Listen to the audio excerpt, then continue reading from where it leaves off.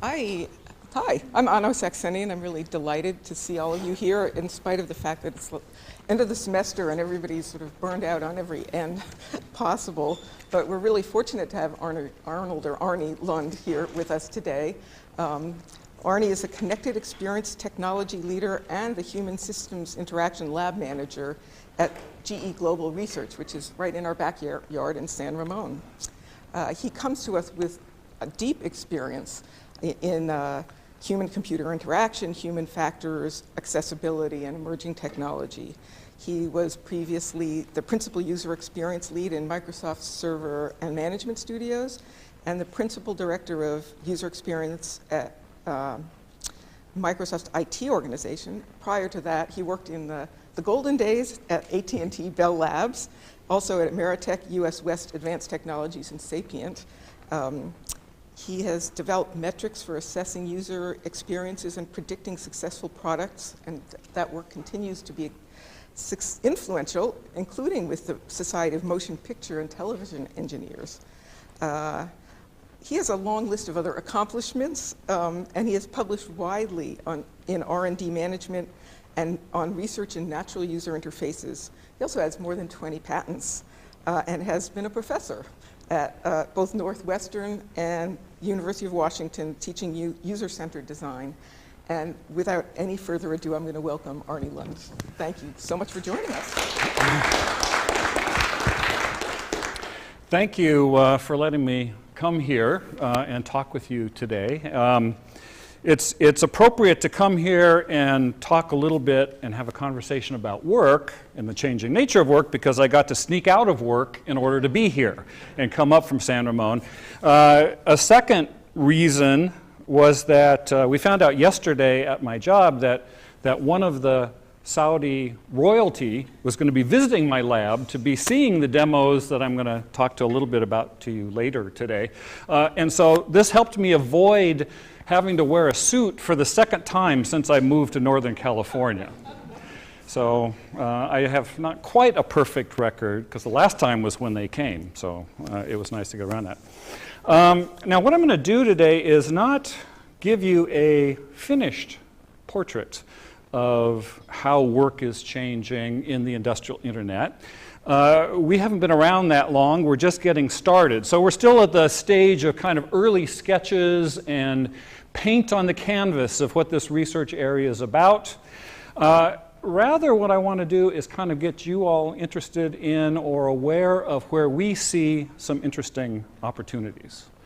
In the convergence of information sciences, human-computer interaction, and this domain of industry and how the digital world is impacting industry, which is what brought me down here and brought me to GE and GE Global Research to set up the labs that we're working with. We've been around about a year and a half, which isn't very long. I took over the set of labs about 9 months ago, and that's when we started to shape this vision.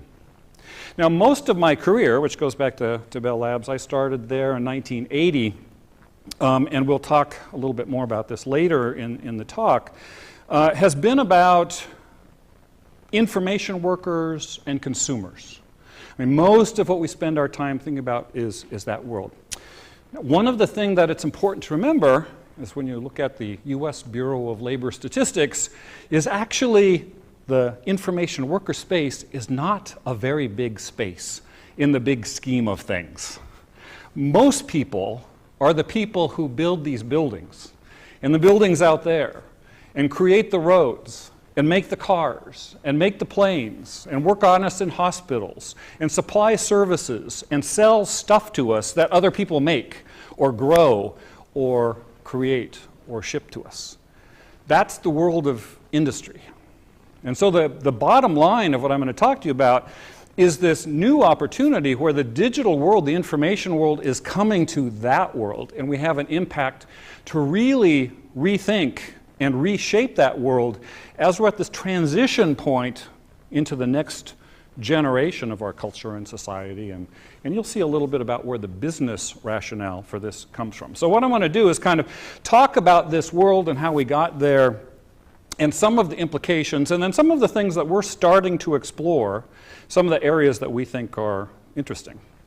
Now, a lot of people are writing and already feeling this change of what work is like as the digital world spreads out, right? People are seeing this huge change, and it's being compared to the Industrial Revolution. And you think of that revolution, and sort of the last 150 plus years, we've been in this industrial age following the agrarian age, and now as we're moving into this new data-like age, some people think of it as the age of the computer, or PC was talked about.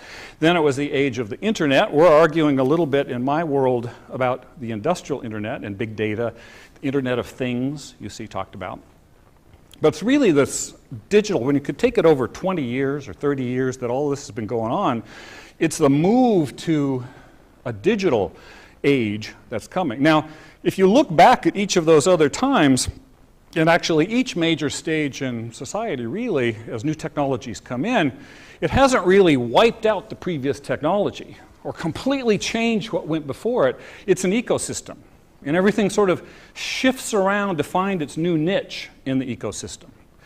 And so when we talk about work and how work is changing and is going to change going forward, where the interesting things are happening is as those interactions are happening, as that change is happening, as industry imposed itself on an agrarian world, opened up urban environment, both of those things started to play together. We're now bringing a virtual world on top of that, and imagining and finding what are the new things that are enabled by that convergence of technologies. Now, when most of us think about work, we think sort of like modern times. It just feels so hard to get up in the morning and go to work every day, unless you're here at Berkeley.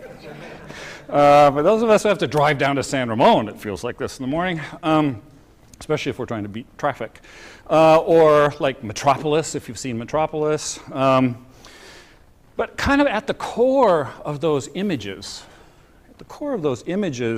is this sort of industrial root, right? There's this touching a world of physical stuff, gears and wires and tubes and pipes and dirt, stuff that makes up industry. When I started again back at Bell Labs in '80, it was not unusual. In fact, almost every meeting I was in with a significant number of people sitting in a circle. I don't know about you when you were there, but many of us were missing digits on our fingers from industrial accidents. Don't to gross you all out, but it was just part of what happened when you worked in factories, especially before human factors and OSHA and all these other things started to come into place. It was an industrial, physical world that you engaged in. And what is happening now is really overlaid on this is kind of a digital sensibility. Everybody in this place is starting to experience what that virtual world is like. Now, as we think about what those changes are, one way to think about them is to go back to the Industrial Revolution. And the big change people talk about, sort of the enabler, the tipping point back then, was the introduction of steam as a new power source, right? People thought about bringing steam in, adding greater productivity, changing things, and there was a vision that people had. Jules Verne had, writers had, artists had, the inventors had. It wasn't necessarily this particular vision. This particular vision comes from the fact that my two daughters are into steampunk, and this image looks a lot better than the steampunk costume they made me, and then I have to wear every Christmas when we go over to the Victorian thing at the Cow Palace. But I wish I had this.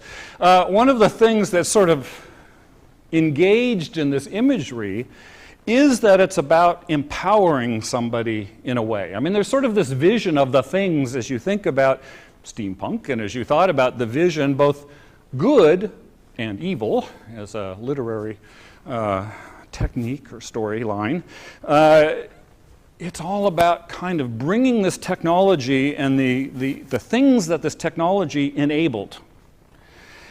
Now, as it happened, when it was first introduced, it looked a little bit more like this. And I love going to towns that have been rebuilt and restored and going into the factories. And my favorite part is all of these big leather belts everywhere, right? And that's sort of the characteristic. And what it was really they had power often from horses or people or little kids or water. And what they did is they put steam in, and that enabled things to move faster, and then they could just power it with coal or wood or whatever. But one of the things that was interesting is when they did that, and they anticipated huge improvement in productivity, they didn't get it. There was an improvement, a physical improvement in an individual factory. But basically what they were doing was taking the things that people were doing anyway and giving a better power source to those things. And there was a cost of putting that power source in.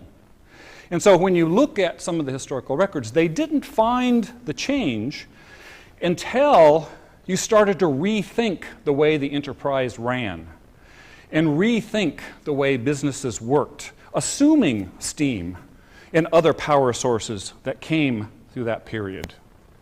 And then when you thought about the assembly line, then out of that assembly line, you start to get this wave of effects moving through society, right? You got cars that anybody could afford.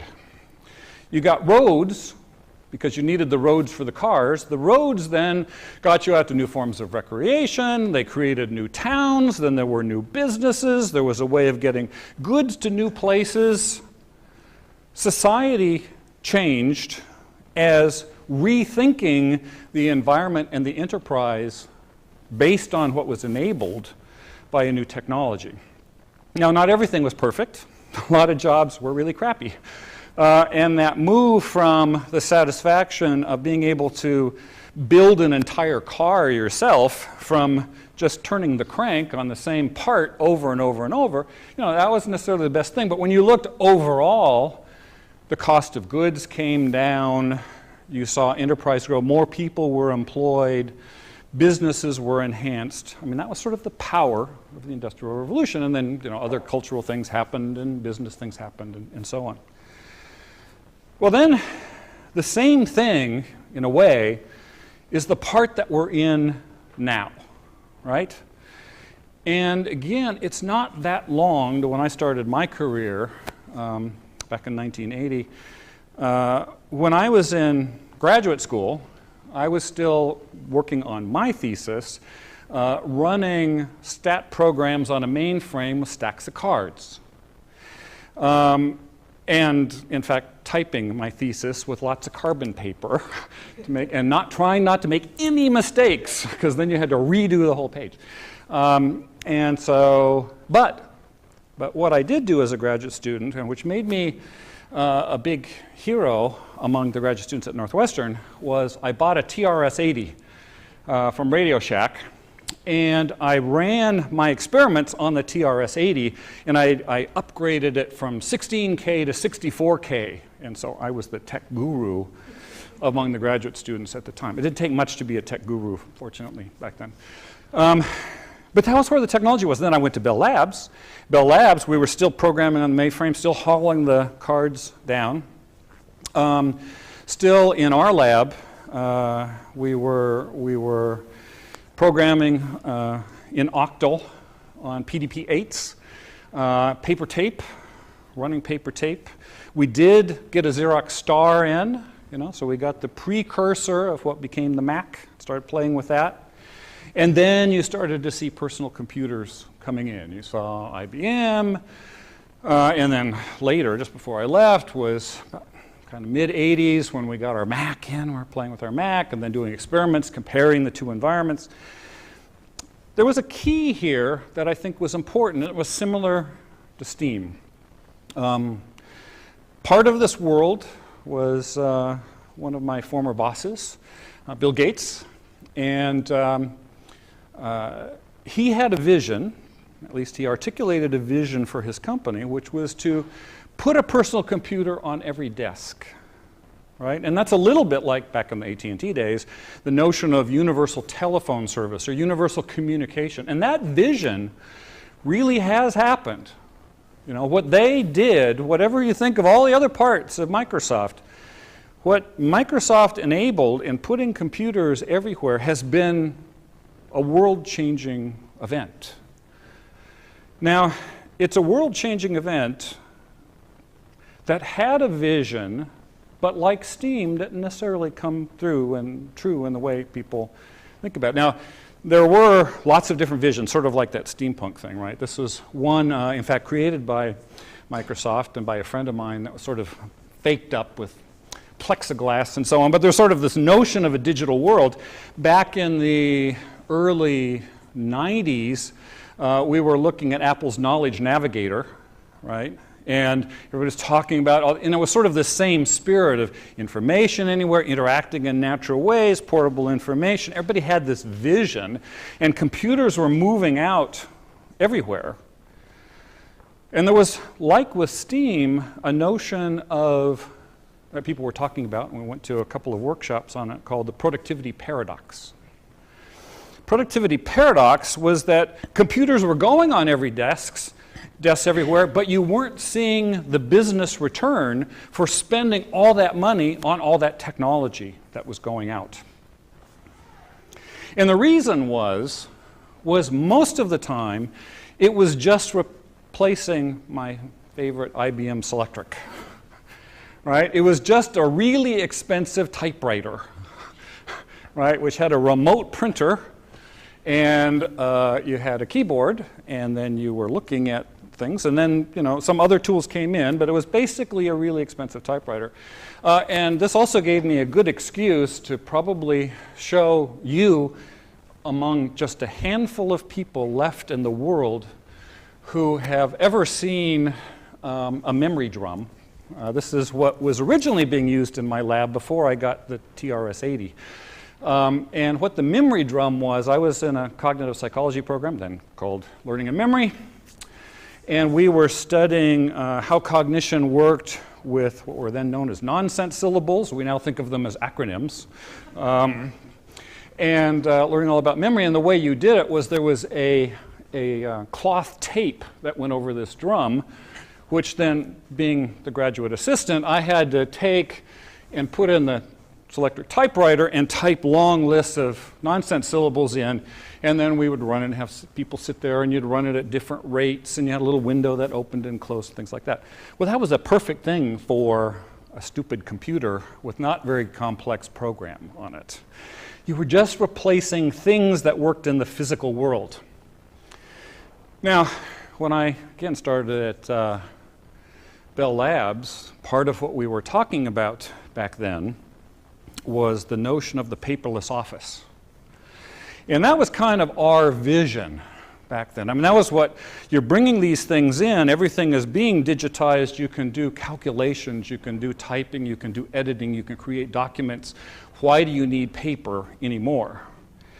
Now, in fact, we probably haven't yet achieved the paperless office. In some places we're better, in others worse, but if you went to my house and you talked to my wife and she told you what weekends look like, it's about sorting piles of paper that I printed out from emails that came in that I didn't have time to read, and then I'm sorting into high priority, medium priority, and low priority, because I don't yet quite have the tools that make it work for me yet. And if anything, what's happened is I can now make an infinite number of copies or make it circulate to an infinite number of people because I don't have to work for carbon paper anymore, and then they have to print it out, and it just gets worse and worse. So we have a long ways to go in order to get to the paperless office vision. But that wasn't the thing that was really important. That wasn't the thing that has been important and is the change that's happening. Back then, one of the early things, VisiCalc, the spreadsheet, a new way of thinking about numbers and text and managing data and doing things that with the technologies before we couldn't do. There was hyperlinks in documents, and HyperCard for that matter, which let you jump from any piece of information to another piece of information. There was networking that came behind that so that information could be remote, right? You start to be able to build new kinds of experiences that weren't enabled before. And Then you added the internet, you added the ability for anybody to do publishing, you started to create web environment, you brought design in, you brought in a whole new set of capabilities, but the important thing was when enterprises started to be designed based on the new technology or set of technologies. And we're kind of in the middle of that right now. I mean, there was the first wave of .com, you know, and all the startups and all the little businesses that were coming up that would lose money on each piece of thing that was sold, but try and make it up in volume, which doesn't work, as they found out. We're still in that. When I was up at Microsoft just before taking this job down here, I was working on cloud computing and the strategy for cloud computing. And part of what we were doing was doing research with startups in the Seattle area. And when we talked to them, part of what was interesting, they were like you, right? Coming out of school. And the venture capitalists were telling them, don't buy anything. You just need a desk someplace. You need a desk, you know, it could be at the coffee shop I was at before coming here. Don't invest any money in any servers or anything. Everything's available through Amazon, or you can get some level of free service even from Microsoft. You can start to build a business with like zero capital and then only buy stuff when you have to scale up. Well, that unleashes an incredible amount of creative power in a world of innovation where ideas bring value, right? And that in turn connects up when you think of the maker movement, you think of 3D printing, you think of all these new technologies that are coming behind all of these things. The world is starting to change and businesses are changing with them. One of the things you see, obviously, is little startups when you go over here that look very much like this, design studios. And over in San Ramon, about a year and a half ago when I started, there were about 100 of us. There's now 900 of us. We'll have 1,200 in about the next 3 months. We'll be up to 2,000 probably in the next year, 3,000 a couple years after that. We've taken over this 5-story building and looking to take over the building next to it, and it all looks like a scaled version of this, right? All of the walls are whiteboards. You can write anywhere. You can write on the tables, you can write on the walls, you can write on the floor, you can write on the windows, you can write everywhere. The entire place is like living in a big brain, right? There's data, there's information, there's ideas. Now that makes DARPA nervous and some of the things that we might be doing otherwise when they come there and see that, but it's all out there, right? And what GE is doing is it's coming here to the Valley, and part of why they set us up in San Ramon. They're studying startups to see, you know, how these 5-person, 10-person, 15-person groups are working. And then they're taking those methods, they're taking that process, they're taking that way of doing work, and they want to scale it up to GE's 350,000 doing industry. They want to drive culture change by taking the learnings of this new thing enabled by this new set of technologies to do something new. So when you look at what work is, you see discussions of it's more cognitively complex, and when you talk about people, the struggles of manufacturing in the US, and that people need to get smarter, they need to get trained. Partly they're getting retrained, not because everything is going overseas, but it's getting empowered by new technologies, and they need to deal with that combination. It's getting team-based and collaborative. What we have in this world of computers and networking and so on is it doesn't matter where you are, when you are, you can be unbound by space and time. Now, at some point, many people in industry are touching still this physical world. They're touching the knobs and dials and cables and things that they're making. But technology is enabling them to organize in different ways. When I was at Microsoft, kind of an example, and still in the IT pro space, it's just thinking about the growth and productivity that is enabled by this technology. So When I started at Microsoft, a typical system admin had somewhere around 10 to 20 computers that they needed to support. About the middle of the time I was there, that same admin was responsible for about 150. By the time I left, they were responsible for 1,000. And they expected that within the next 5 years, they'd be responsible for 10,000. Right? The same person. So they have to have a new set of tools, a new way of working, a new way of interacting with those technologies, visualizing what's going on with those technologies. It's about how you take the information and present the information to them. Same for the people out in the field who are, say, supporting jet engines, right? Or supporting power plants, or supporting CAT scans, or whatever. More dependent on technological competence. The driver clearly is productivity. Year over year over year is being driven by productivity. We're trying to squeeze out more with this technology and rethink businesses in order to take advantage of it to enable that technology. So what we've got is a kind of combination of this digital world meeting this physical world. And when we think about what we're enabling with the people we've got out there making the roads, making the jet engines, repairing the jet engines, doing all of these things, it's about taking this physical thing and this virtual thing and bringing them together and trying to drive something new out the other side. Now, the industrial internet. Part of what GE has been pushing is this notion of the industrial internet. Many companies are talking about it, Accenture and IBM, as the Internet of Things. It's all about the fact that we're enabling this kind of combination of digital and physical. The things that sit behind it are, we kind of organize into 3 pillars. One set of pillars is this notion of intelligent machines and sensors. Everything is smart, right? Everything is being wired in different ways with RFID tags. And in fact, many of the machines are getting computers in them. Intel is coming out with a new chip that has an entire operating system in a chip. So for about $1, for $5, you can put a board in, which is basically a computer, into anything that you want to put it in.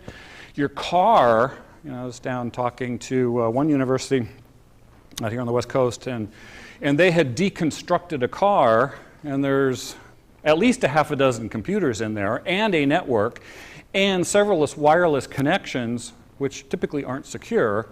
And so they were able to show that people remotely could shut your car off, unlock the car, start up the car, whether you're in it or not. And so they've been working with manufacturers to fix that. The computers, this wave of smart machines is coming in. It's there, right? Everything's smart. Well, with that smart machine, you have a wave of data that's coming with it. Actually, the Internet of Things, there's, as they say, part of what, and you probably know this, there are more things connected to the Internet than there are people connected to the Internet, and the number of things is increasing a lot faster than the number of people. So it's just going to get worse. You're going to get more smarts, and they're going to all be networked, and they're going to be smart. They produced this huge amount of data. Our architect we were up meeting with Microsoft, and we were talking to them, a group of their folks working on, in their data science area, new tools for data scientists. He's saying, we use 1% of the data we have 1% of the data we could have, and the data is increasing like 10 times every year, right? Mark Zuckerberg has said something similar. I think he's trying to come up with a Mark Zuckerberg law. Not quite catching on yet, but it's sort of in that spirit, this vast amount of data coming with those analytics. But then it has to connect to people. Now, one of the things about connecting to people that's really interesting and what has our research going, and connected to this power, is that for many of us, the vision of the 80s, sounds like Portlandia when I say it that way, vision for the 80s is coming true. That we have talked for many years, first of all, how to make ubiquitous computing, how to make everything alive. Well, the combination of the cloud connecting all of these smart machines, and there are holes here and there, but it's clear where we're going. We have ubiquitous computing. We're heading to ubiquitous computing. That means we can go from device to device. You know, in my house, I've now got probably between my daughter's computers and my wife's computers and my computers and our phones and all the other things, we probably have a couple of dozen computers in the house, right? And we use them all to get stuff done. We appropriate any device that makes sense for the context we're in or any combination of devices. That's also a unique design challenge. To design not just for one person and one device, design for one person in an unlimited number of devices. Designed for a group of people in an unlimited number of devices working on the same thing together as a team. A different design challenge, but a tough one that we haven't really figured out. Then there's all of these devices. Now we talk about, you know, the Microsoft stack, we talk about the Google stack, we talk about the Apple stack.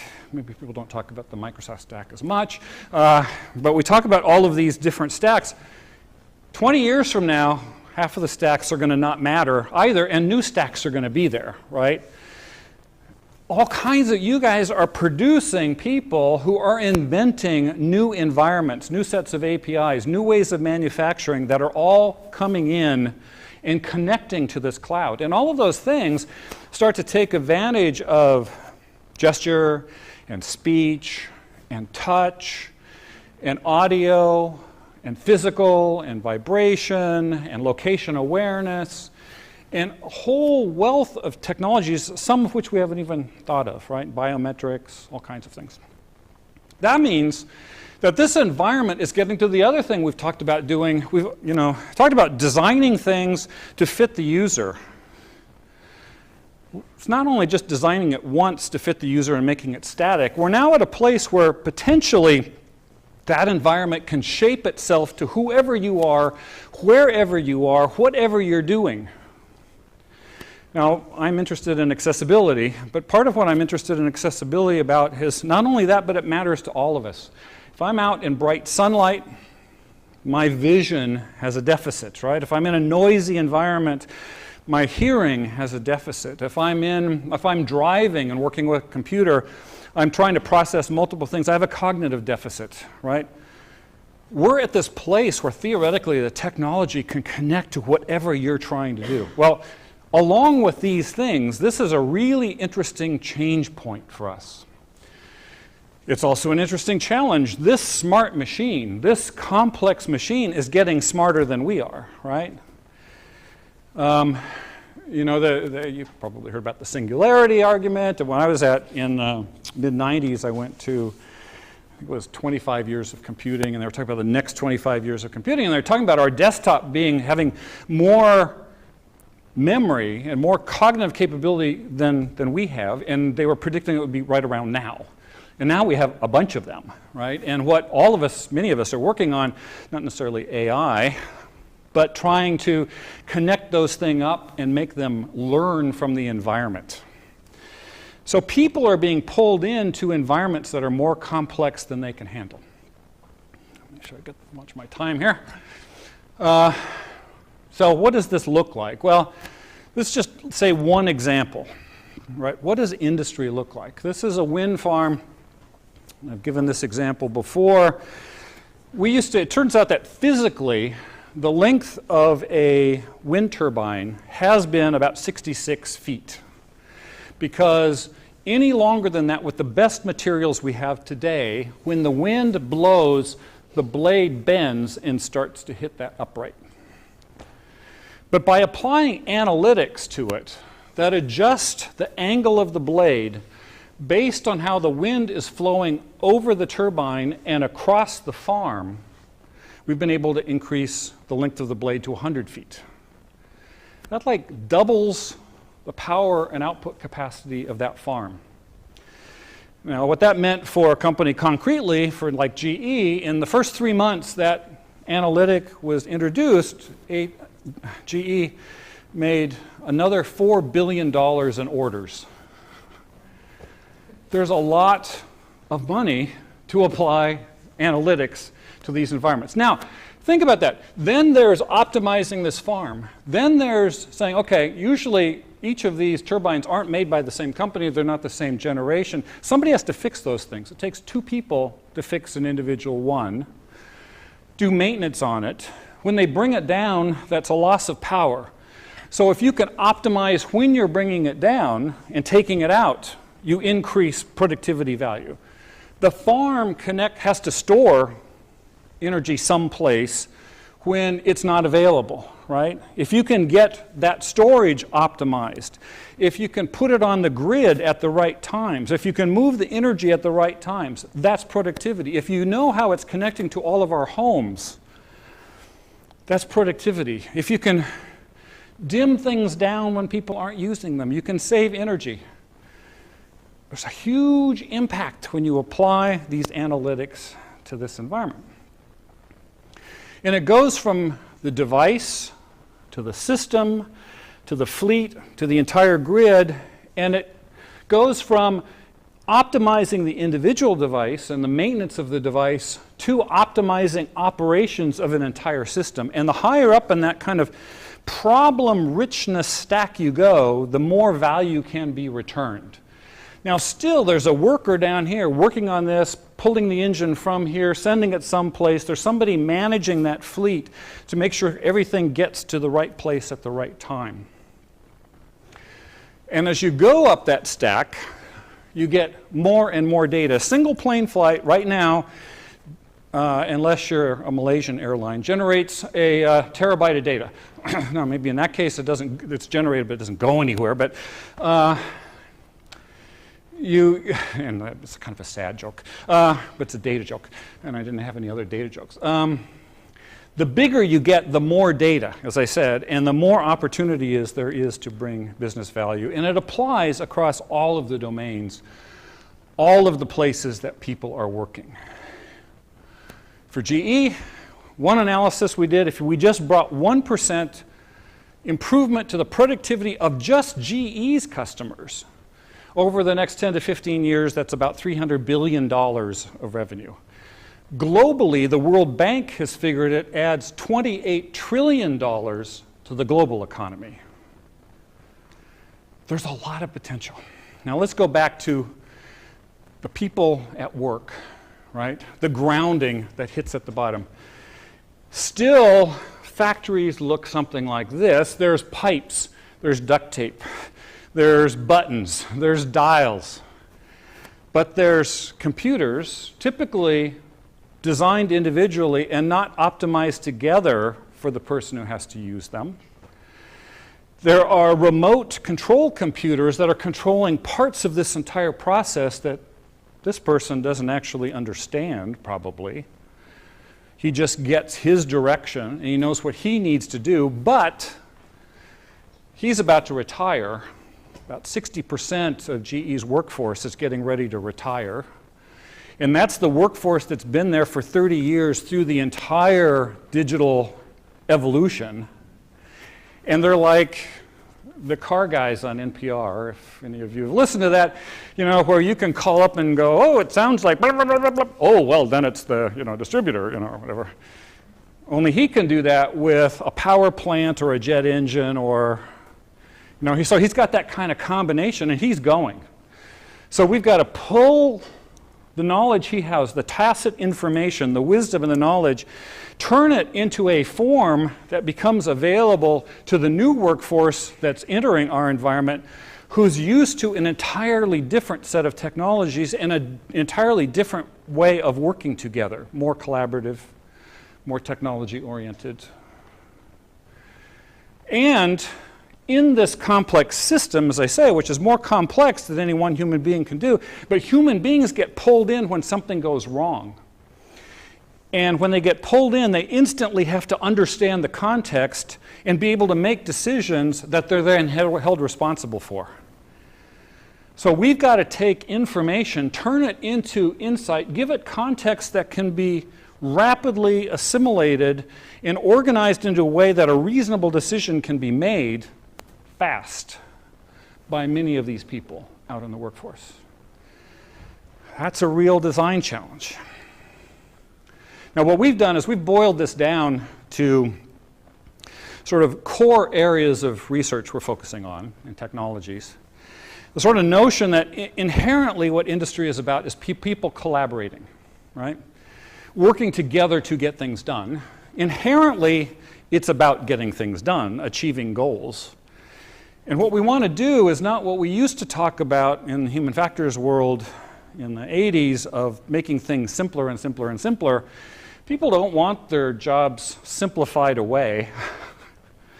They want to have a job, right? And so what we want to do is focus them more on delivering business value in this increasingly complex environment, which is going to make the productivity for these businesses that's going to be the engine that runs our world and creates our culture. Right? So we want to enable them to achieve goals smartly, wisely, with better decisions. And then realize that in this ubiquitous technology world, people and systems are mobile. Mobility is not about designing for an iPhone or an iPad. Mobility is about the fact that we are mobile. We move from device to device. Some devices we take with us, but other devices we move to or we use together. Smart systems. An airplane is a smart system, right? With lots of computers in it. It's moving. So what does that mean? How do you create experiences? How do you create insight? Where does the information go? Now, if you thought about that and said, okay, how could I enhance that? One little example, and this was created by our aviation group. We've been working with them in several businesses to think about, well, what if you connected people to this ubiquitous computing environment? And Google Glass is not necessarily an industrial solution, but it is an interesting example of how you could bring information to somebody in a wearable form while their hands are busy turning knobs, moving things, carrying things, doing stuff. And so we put together a little vision of what that might feel like. And so this is an example.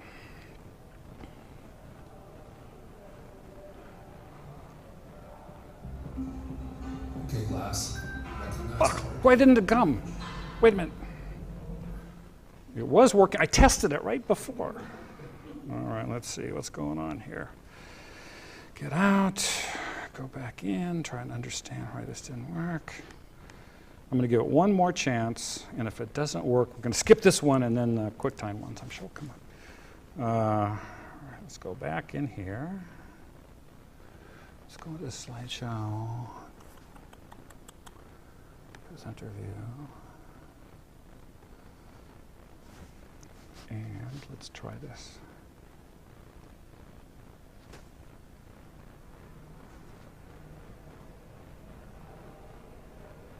Oh, shoot. Okay, never mind. We'll move on. All right. Because I've got 3 more videos and I've got this amount of time.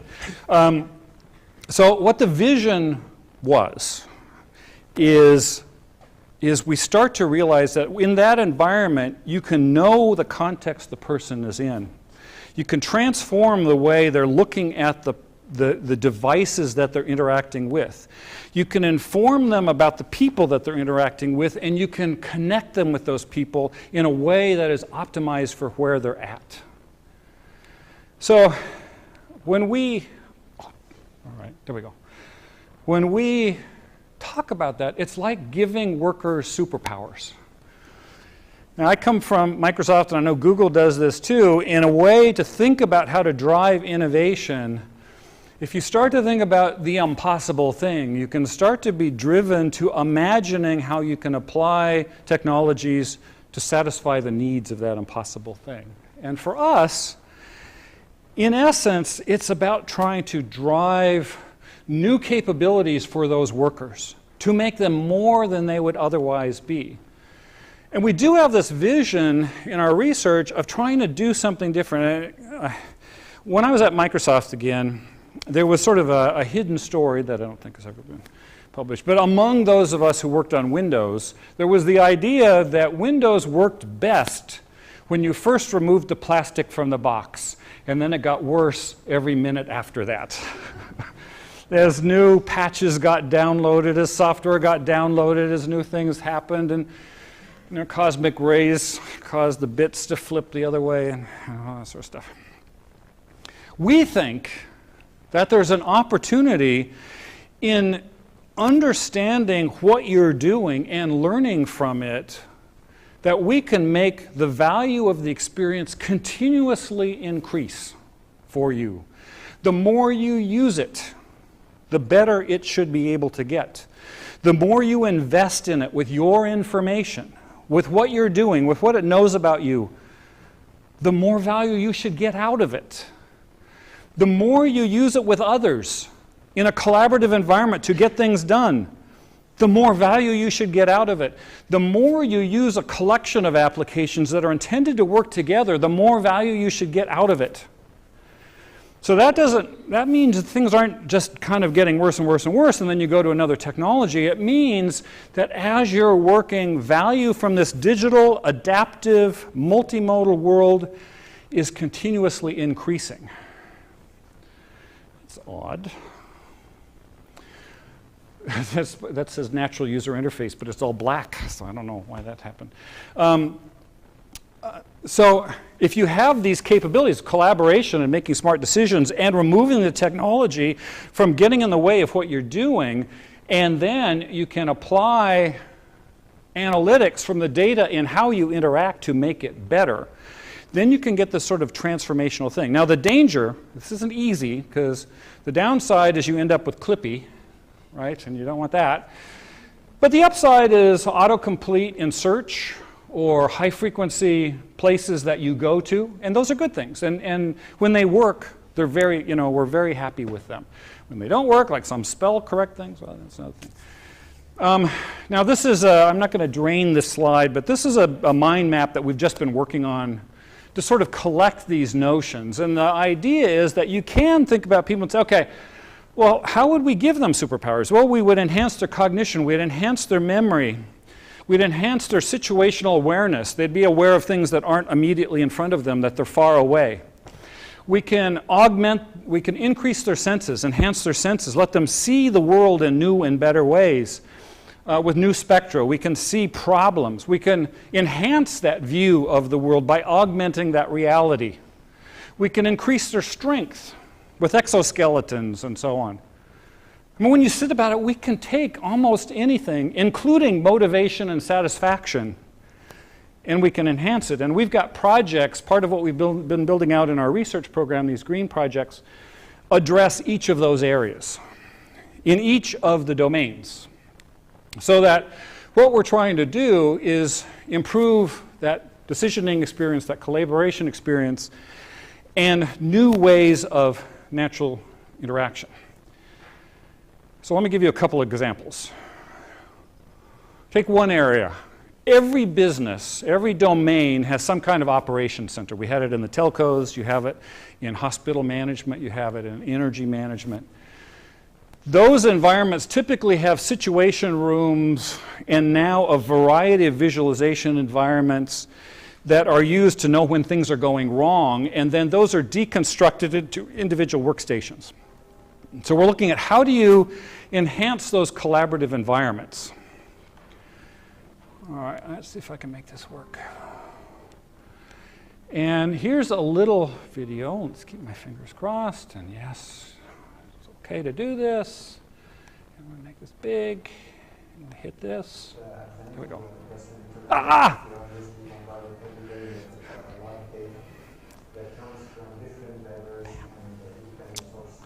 Okay, well, I'm not sure why this isn't working, because this all was tested before. All right, let me verbally describe this.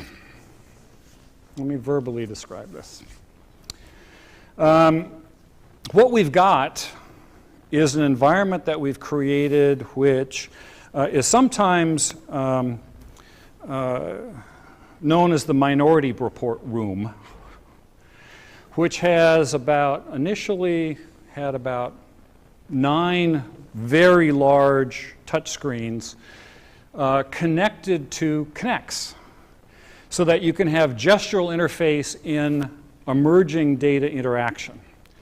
And then we've connected to that in that operations center environment, replacing those individual work screens with large touch-based, multi-touch screens so that people can take a problem from the big screen, bring it down to the small screen, work on it together, interact with the visualization of the data, put pieces back up and share them, and then push them out to people in the field. Now there's two pieces of that that are really interesting. One of them is we've got an architecture that's tech stack agnostic right now. So we can connect anything to anything and use them all together. We can control the big screen from the small screen. We can show the screens here to somebody on the other side of the world. We can take a visualization and push it out to somebody in the field. We can have two visualizations into the same set of data, but they're different visualizations on the same data. Right? And we can do that by taking advantage of cloud compute, HTML5, JavaScript, and a platform that is agnostic into any particular stack. One of the things that we've been able to do and demonstrate with that by working with a large utility is it's a northern utility, and the problem they have is when a big snowstorm comes in and hits their territory, they have large outages because the trees fall on the wires.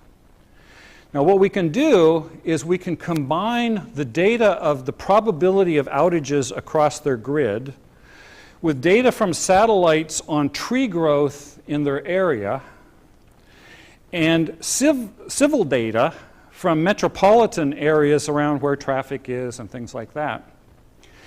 And then weather data, and we've got analytics that say, okay, if this storm is coming into this microclimate, you're going to have a problem in this area, and we can get it down to you're going to have a problem with that wire and that tree. So they can send a truck there to take out that tree before the problem happens. Now think about the business power, the power for the people who are doing things, where you turn their jobs, instead of dealing with fixes to things that break and having them only have to do, they're sort of predicting things. They're like predicting the future. That's a very powerful change in the way we work. And so I'm not going to try the videos anymore because that's clearly a failure. So in this environment, we're also exploring then what are those canonical sort of visualization patterns. One of the things we find in the industrial space is there needs to be some representation of the physical objects and the assets themselves and how they're organized into more complex systems. There needs to be a common thing to worry about is some geographic distribution of those assets. And that means when you select some of the assets, then you can see where those assets appear geographically. But then you can say, okay, I want to know the probability of outages or the probability of outages over time, and you can filter on those. We can look at time. We can look at calendars in different ways. And what we can do is also look at the independent variables that are driving those dependent variables of likely outages. In this case, we've got about 150. And you can organize them in different ways, and by selecting them, you get a visual pattern of the correlations between the variables so that you could say, okay, I'm interested in this, which then narrows the pattern up here, and then you can find the ones that are correlated here. Then you can find out what season causes problem, and you can look at what are the weather conditions, and then you can set these signals of when you need to go do something or when something's going to happen. True for jet engines, right? Removing a jet engine, what they do is they remove a jet engine if they're going to do repair, and they ship it to England, where our giant repair facility is. So it costs like $500,000, to do a checkup on a jet engine. So you don't want to just do that every 3,000 miles, right? What you want to do is optimize it, and ideally make the jet be in England when you're going to remove the jet engine, right? You want to know how much longer has it got. So you want to think about when is a thing going to happen and then back out from that to do the repairs and the optimal fix of whatever is there in the checkup. True for trains, true for CAT scans, true for operations within hospitals, just similar things. So we're building walls of analytics that let you optimize how people move through the hospital so there's minimal wait time but optimal use of the beds, and that everything is sterilized at the same time. Right? So you're giving people sort of magical capabilities. Now what we're doing is taking these things and also in this environment for large industries, turning those into a toolkit of connected visualization components in a library, and then also working with a data scientist to figure out how can we create an environment that lets them pull the components together that let them manage whatever their industrial operation is in the most effective manner. And then they can just put their data on top of it. Now if we go out into the field, the people that you're connected with who have to actually, pull the wires and turn the knobs and read the dials, then it's about wearable computing, right? So that they can use their hands, they can go to different places, and yet have this digital connection to people, to expertise, wherever those people are at. So we're looking at what are these new capabilities, how can we connect people in new ways so that one person can look over the shoulder of a junior person, how can we capture expertise, turn it into sort of knowledge transfer and learning systems that give instant, on-the-spot learning, how can we connect them and enhance them with smart agents. And then what we've built is a platform that's a base collaboration platform. Initially, the way it was set up is for one person out in the field, they could aim their tablet or camera from their glass or whatever at a problem, and then they could pull up an expert in that problem. The person that they pulled up, or persons, could be more than one, who could be located anywhere, could look over their shoulder, look at the problem, and give them advice on what to do. And then they could pull up documentation relevant to that problem. Now, what we're trying to do, first of all, is to enhance that environment. And the reason we just didn't grab a Cisco thing or something off the shelf is because we can then control the environment. So first of all, we can take that video stream, we can apply computer vision to it, so we can recognize the part, we can recognize the problem. We can actually apply various sensors on the front end or on the back end to make interpretations of what the problems are. Based on the context in the physical location and knowing where you're at and knowing what the job report was that sent you there, we can start to bring in the tools that you need to solve that problem. We can bring in the documentation relevant to that problem. If you're doing a test, and as we record you doing the test, the feedback you get from the test can drive the information that's brought up when you need it. You can get real-time training if you need real-time training because you've never seen that problem before. You can bring in experts. We're overlaying on this environment, because it's all within a single company, we can start to gamify it. We can start to develop an understanding of what your expertise is, and then do an even better job of getting the right experts to help people at the right time, but then rewarding those experts for doing that advice and enabling that help remotely. And then that entire environment becomes a new kind of artifact, right? We can take the entire session of working with that problem and treat that as a stored artifact that we can apply analytics to, that we can develop new predictive algorithms around, that we can index, we can take the unstructured data and give it structure, so that we can bring up entire sessions if you're in a new problem for people who have solved that problem before and help you do a better job of whatever it is you're doing. And we can actually take the sessions and compare them with what you're doing. So if it's the first time you're doing, we can do a quality assurance comparison and give you advice on how to do it better. That becomes very powerful, as you can imagine. And that gets us a lot more than that 1% improvement. And then, when you think about smart machines now, there's not only smart machines, there's robots, there's agents, There's all these other places that we are making smart. And part of what we're talking about is moving beyond thinking about the devices as something you control, but thinking about them as something you collaborate with. And it's not you as a worker collaborating with a robot. It's a team that's made up of some combination of people distributed in a wide range of things and a group of smart devices that you're collaborating with. Those devices are doing the dangerous things. Those devices are doing the boring things. Those devices are doing the things that have to be done 24/7. Well, you're doing the things that are about making decisions, doing the things that human beings do well, and bringing value to the business and growing your job.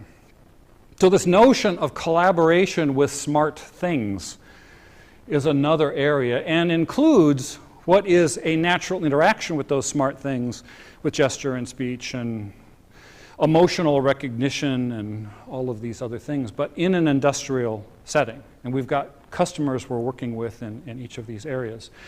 Out of that, our goal, kind of as the charter of our set of labs, is to help change this industrial world, to make it more effective, to make our jobs more effective, to make people's lives better in a significant way by bringing this digital and physical world together, by connecting people with these smart machines, people with the insights that come from the algorithms and the information that come out of the data, and then transforming those connections by applying what I refer to as behavioral analytics to that transformation. So without the cool videos, and my waving my hand so that you pretend that you're seeing the cool videos, that's what we do. Are there any questions?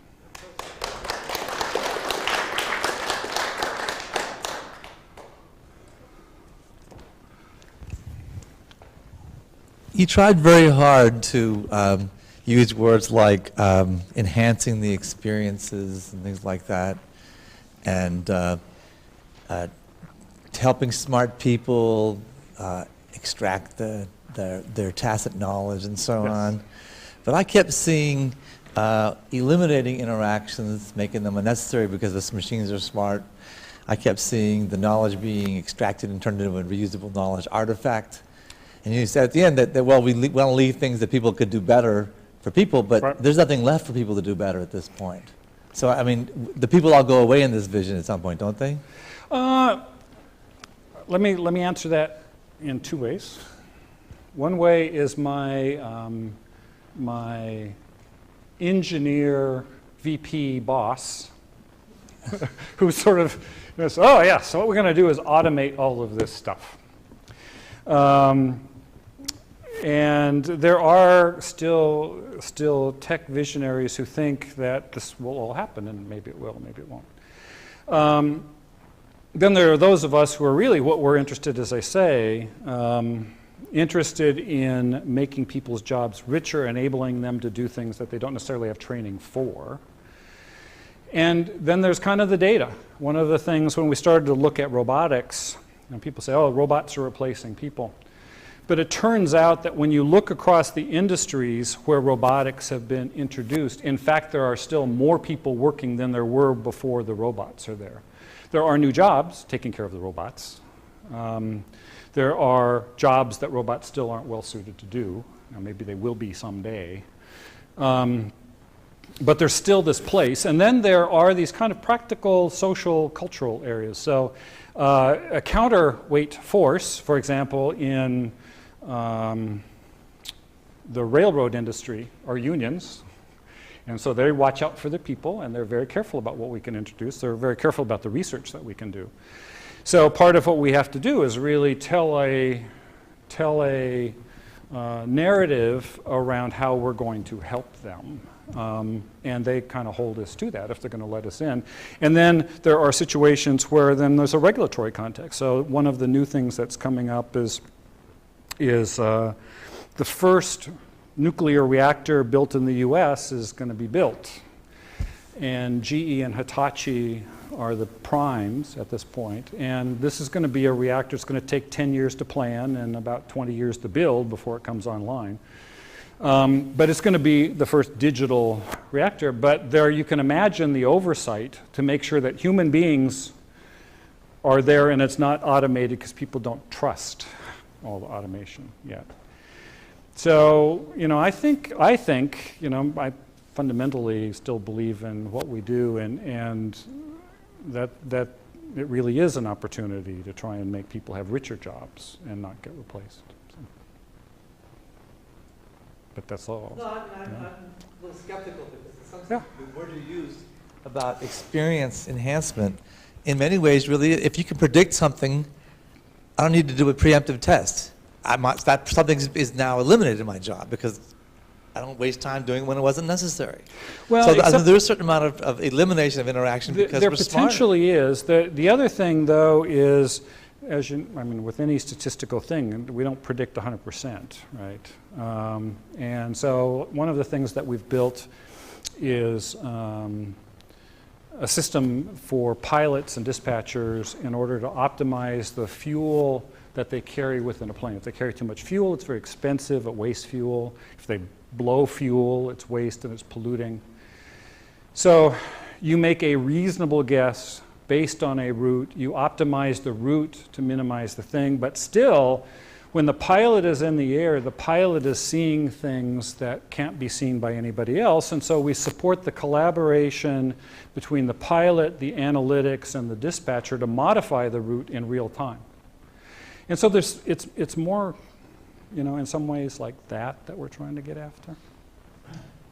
But my worry is the same worry as you. But I just, I don't think people are going to disappear. I think the comment that I made at the beginning of kind of ecosystems shift around, I think we'll find the right place. So I don't think we're going to eliminate everybody. Hi. I was wondering, as kind of add-on to one of the previous questions and to some of your answers, you mentioned that, one issue that it currently exists is that a lot of people don't necessarily trust automation. And so, if I may, I'd like to flip that around. Is there any reason that people should trust automation, or, and what does or should or shouldn't give them that kind of trust? Well, I think the trust for any kind of technology comes from our experience with it and finding it prove out. Where things like Clippy, that we laugh about, didn't work was when it wasn't meeting our expectations and it wasn't delivering value. When things do deliver value and meet our expectations and they take away things that we don't want to do, then we're more likely to rely on them. I've got a model, I didn't talk about it here, but we were looking when I was back at Ameritech, started looking at what makes successful products and what causes technologies to be adopted. And the best prediction of adoption and use, whether it was an enterprise application or something in your home or a physical object, was your expectation of satisfaction, and your expectation of satisfaction was driven by your expectation of usefulness. And your expectation of ease of use sort of subtracted from that usefulness, in essence, because it got in the way of the usefulness. And so if you introduced a new technology and there was no other competing technology and it was a significantly great benefit, you adopted it, and people would jump through hoops to adopt it. But if you're in a competitive environment where there's multiple solutions to get the same functionality, then ease of use is a key thing. You want something simplified in your life. Now, as I've been working in the last couple of years in this industrial setting, we see the same thing here. We see the same thing in field engineers. We see it when we talk to doctors, when we talk to nurses. It's about the expectation is the things that I believe I need to do, the goals I have, the things that I'm being rewarded and paid for. Am I more likely to be successful because I use this tool? Now, if it's going to take my job away, that's a negative on the usefulness factor. And probably ease of use. And so I'm less likely to adopt it. So the things that we want to get in are things that we position and deliver on. And so that's one of the things when we go out and do ethnographic research in the field and look for the opportunities, what we're trying to find are the things that people aren't even aware of themselves, but that when they see it, they will go, yes, that will make my life better. And then what we test for as we introduce prototypes and do beta testing and stuff like that is in fact it delivering? And what are the attitudes around that? Does that sort of help? I'm also coming from the large industry, not exactly like GE, but so we are discussing exactly same subject. And also we discuss exactly same topics, automation or more kind of intelligent partners, right?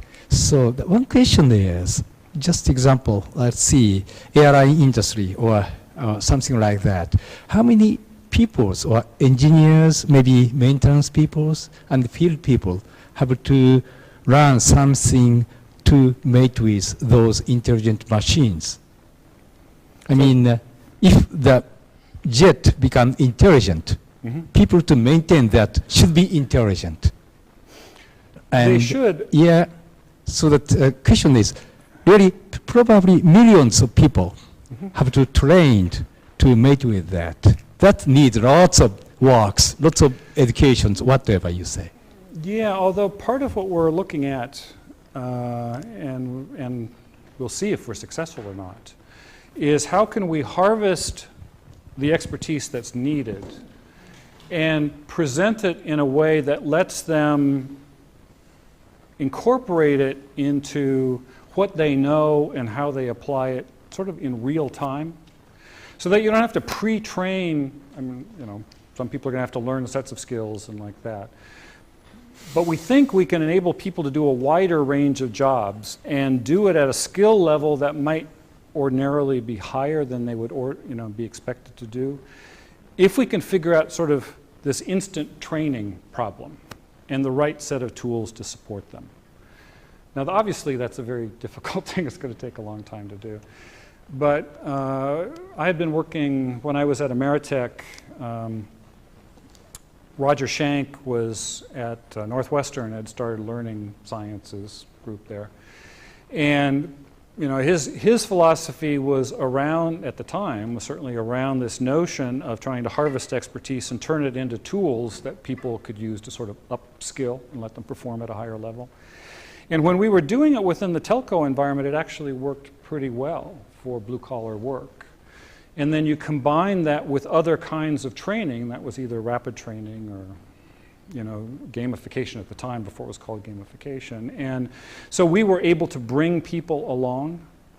And so that's kind of what we're trying to do. Now, at the same time, there's other sort of real-world forces that are working.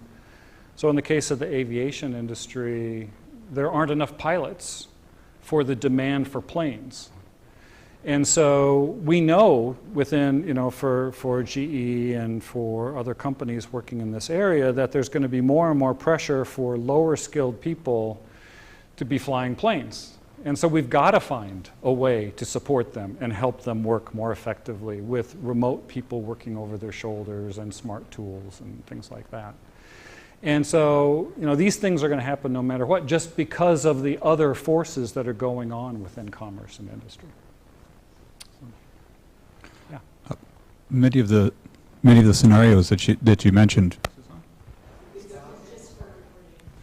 Many of the scenarios that you mentioned involve diagnosis of faults in complex devices and complex systems. In practice, currently, those are software-heavy devices, so that they're cyber-physical systems, so that they have potentially many modes of failure, some of which have been anticipated at the design time. They've been designed with respect to models, models that might not just be purely behaviorally based, but based on physics, based on operations of kind of MMC, MMI sort of considerations. And interesting that you mentioned the bit rot problem with Microsoft Windows. Do you see the diagnosis involved in these, and potentially that's the software side, can be extremely complex and obtuse and perhaps not as well designed as the physical part. do you see it, well, we just approach them both the same way, or are there opportunities for different kinds of support and collaboration there in this cooperative diagnosis, both among the diagnosticians as well as back up the design chain? And it sort of actually relates to a couple of the earlier questions in my comments as well. In fact, in some ways, my sense is that a company, don't want to tap the mic, a company's business advantage, its intellectual capital, is going to be in how well it does these things over time. And sort of like with my executive in the automation faith that he has, because he was always a technologist, the analytics people start out typically, well, I can create the perfect analytic. But, I was just in a meeting this morning with a workout where we were starting to figure out the future of our aviation business in this area. And part of what people acknowledged when I pressed them is that first of all, we keep learning more and more data are available. Current data are incomplete, and so you have to fill in holes, and you're going to get better and better at some of those holes. But then there's going to be new kinds of problems that occur. And the problems occur in part because of the practice of how things are used in the real world and how industry has changed. So in the aviation thing, initially, they say, we're going to have this analytic, we're going to combine a physics-based model with historical data, and we're going to, make some prediction. But then, we were talking at the beginning, Dubai wants to be the center of the aviation industry. And so now you're seeing planes that were designed to fly in North America being used in hot climates. And at the same time, you're seeing China getting into the business, and the same planes are now being used in incredibly cold and high climates that they weren't in other places. And so the wear patterns are different and the data are different. And then we identify new kinds of sensors and new kinds of things. And so part of what we started to talk about was, first of all, you need iterative design in the analytics. You need to think about how you're going to evolve analytics. You can't say, okay, this is the one perpetual solution that will be good forever. It's just not. And it's not going to be complete because it's all probabilistic, and you're going to try and do a better job and like that. And then what we also have found is that, again, at some level, we still are, as far as we can see, we don't know when there's going to be the perfect automated analytic.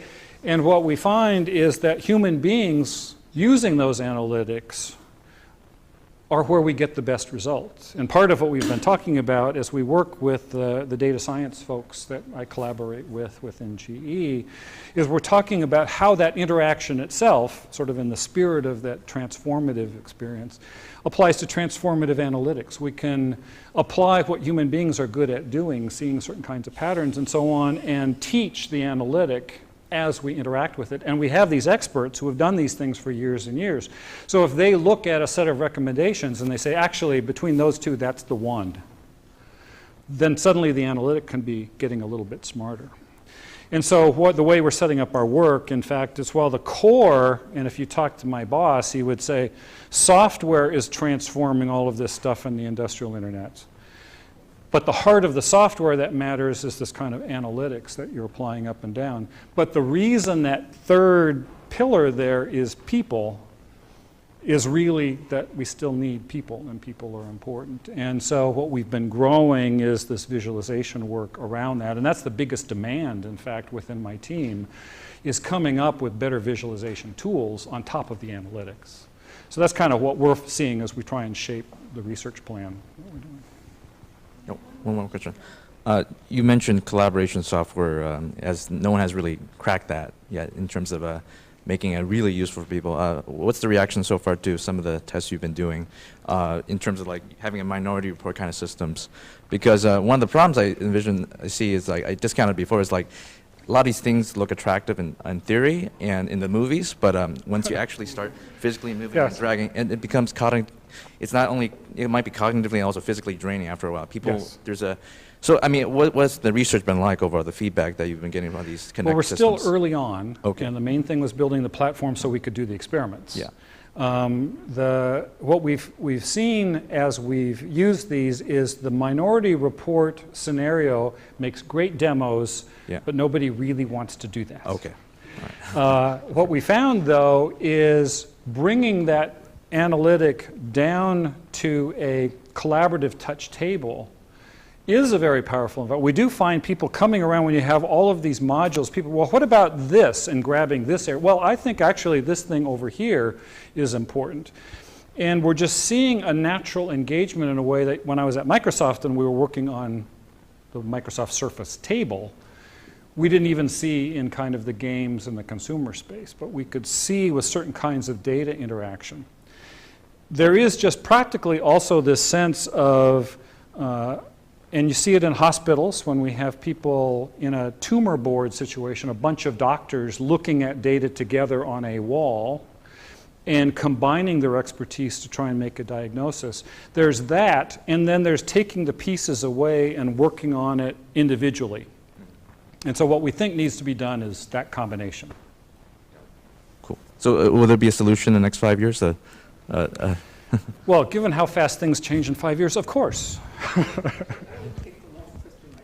I was just wondering, you started this with the history, and you talked about the steam engine being the trigger, and then the assembly line was kind of the iconic organization of work. I mean, I think what you're doing is really cool, and it's pushing us in really interesting directions, but I'm curious how long you think it's going to take to play out. I mean, this final vision you've got is a pretty advanced, it's futuristic vision. It may not take, I mean, between the steam engine in the early 18th century and the assembly line in the early 20th century, that was a couple hundred years. Yeah. I mean, probably it won't take that long, but I mean, what is the time span that you guys are thinking about for the realization of this stuff? Well, I don't know. Yeah, okay. I mean, the one thing I do, it probably helps that not long after I started at Bell Labs was I had my children. And where, I was of an age where I was a TV baby and one of the first generation to grow up with TV, my daughters at 2 were playing with their Mac, And so that they were really, truly the first computer generation.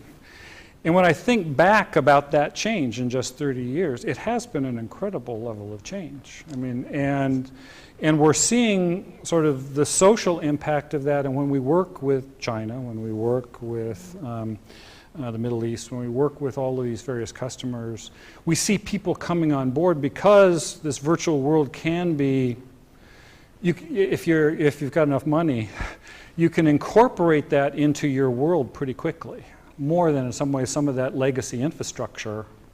And particularly if you're in a whole new area, you can incorporate it even Greenfield faster. is always easiest. Exactly. But it's also true that what we found, and what we are sort of teasing out in all these questions, are that often the technical vision and then the social context, the regulatory environment, the political environment slows it down. I mean, and so. And that's absolutely true. I mean, a very concrete example. We last year started our robotics work. And first, the direction from my boss was demonstrate what can be done with robots and do it really cheap. Here's 100,000, don't spend more than that, but get everybody excited.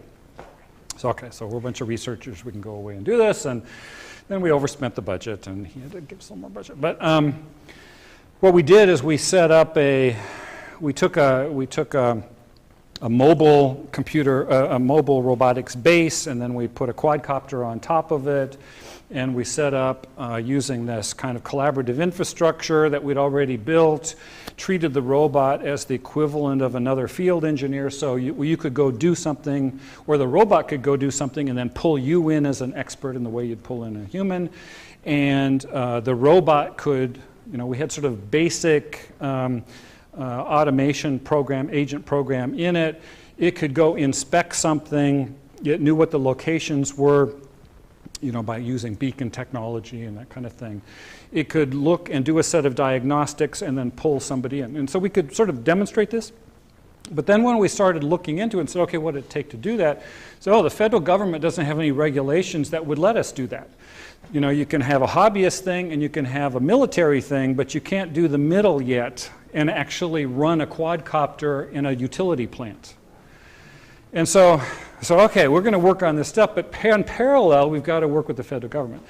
Now, one of our colleagues that I knew, the Human Factors Society, works with the FAA. She said part of the problem is the startups working in the drone and UAV area here in the Bay. They're just little companies, and the US government isn't going to pay attention to them. But when GE walks in the door, they do pay attention to GE. And so if we have a point of view, we can bring, and that is one of the advantages we have having that. It's like being at AT&T or being at Microsoft or being at a Google or whatever. There's certain players, and so you have a chance to influence some of those things. And then you need people who understand policy. You have policy and politics, right? So with this industrial internet, sort of this, don't blog this. We were working towards, and the Obama administration was going to do a Rose Garden announcement of the federal government support for the industrial internet, and a consortium of a number of universities, including Berkeley, who were going to be part of it and support it, and test beds that were going to be created, and a whole bunch of other things like that. But then this was in the fall, and started hitting into the Affordable Care Act controversy. And so then it was, oh, we don't want to associate the industrial internet with all of the political controversy here, so we're going to wait until that dies down before we, so there's all these other things that get involved, and that slows the world down a little bit. Well, listen, thank you so much. Yeah. This is great. Thank you very much. Good questions, really good questions. We'll get you back every year. You reminded me of